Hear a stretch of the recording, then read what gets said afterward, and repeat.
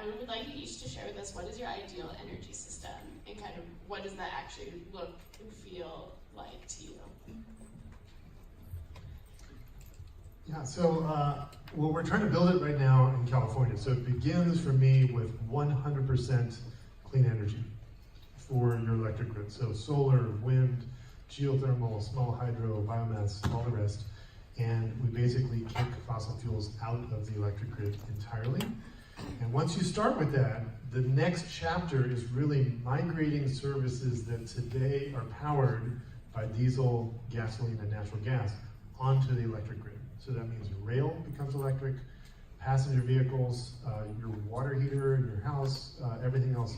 And we're moving towards that. That's really the goal. And I think to Larissa's point, along with that is, what does the industry look like? Do you really want, in California, we're a majority minority state. We want the energy industry to look like the state, and we want all these projects, to be inclusive. And so we have a goal. We fund $500 million a year of projects out of the Energy Commission, including a lot of demonstration projects for new technologies, energy storage, and other clean energy. So 32% of those projects are in disadvantaged communities, and there's some great stories. One we just funded is a Native American project called the Blue Lake Rancheria Tribe up in the northern part of the state in Humboldt County. They have a very rural, remote first aid clinic, and we put in a big solar, $5 million solar and battery microgrid, so that when the grid cuts out, or if there were a fire to cut out the electric service, they would still be able to have their first aid clinic. And what happened is, not long after the project was completed, a fire did start, forest fire, cut off the grid, and they didn't even notice because the power stayed on. And so that's the kind of model. And I think one good thing in California, is actually partly in reaction to Trump, the state has gotten even more bold, I think, on clean energy goals. And this inclusiveness is really, I think, at the foundation of every single clean energy policy. And I think that's the right way. So that's what I'd say. Yeah, if I was to see a clean energy future now, I think all consumers would be producers. Like, there's a word for it called prosumers. So I see that happening in the picture that I have in my mind. And I don't know if any of you all have heard about this sustainable city in Dubai. Yeah, anyone? Okay. So, okay, I can tell you about it then. Yeah, one person. So what they've made is, it's like the first zero energy city that they've built out there. And they have solar integrated in the architecture. They have solar carports. They use very little energy for processing their wastewater. There's a lot of reuse of wastewater, recycling of wastewater. There are natural biomes like greenhouses where you're growing organic food. And a lot of infrastructure for electric charging. They're actually even giving subsidies for electric vehicles. I think that's a model that we all need to learn from. Like, we really need to progress quickly towards that. I'm looking at a future where every city is a sustainable city and all of them are connected. Well, they are a little distributed but connected through this network of sharing energy between these distributed systems. So yeah, I think that's going to be the future for it. Okay, so I think on top of that, my another question would be how social behavior will change, because I believe that we have some technical constraints, technical problems to achieve 100%, but what will happen when people will have like free electricity? Like, imagine a future which everyone will have free electricity. What would this change in our behavior? And so, going on top on the microgrids, I believe that the future for sure is microgrids. And when producing electricity and catering communities and energy communities will be more beneficial than being connected to the grid, we see the creation of a lot of microgrids in Europe, which is kind of in Europe, in the world in general, which is kind of a paradox, because the European Union is pushing toward the energy union. But in a few years, we might see this kind of detachment of communities and people that are self-sustainable. So this is a great thing, because people have more power, but at the same time, this will put the TSO on huge pressure, because what the TSO wants and what the utilities want, they want to produce as much energy as they can. They want to sell energy. So when people will produce their own energy, the TSO, their energy utility, will lose customers. So this is really important to remind in the future. And so yeah, I believe that, for example, and I had an experience in Senegal, went to Senegal for a project, and what I realized there, that when we have too much of something, we waste it. So this goes for electricity, for water.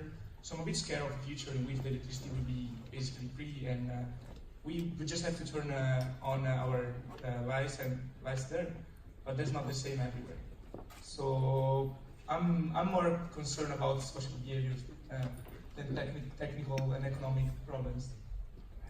That's a perfect transition, because me too.